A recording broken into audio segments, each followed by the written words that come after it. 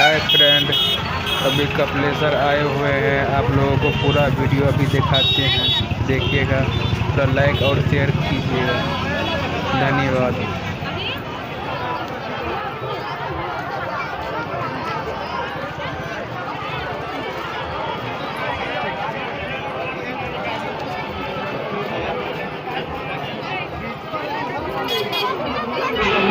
ये है कपिलेश्वर का भीड़, देखिए कितना भीड़ लगा हुआ है।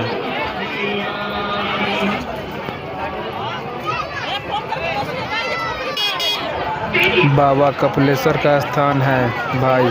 थोड़ा लाइक दीजिएगा और वीडियो को शेयर कीजिएगा।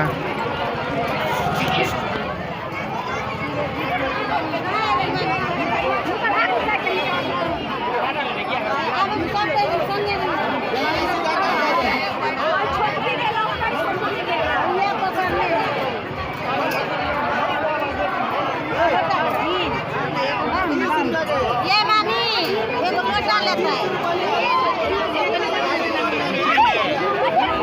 ए भाई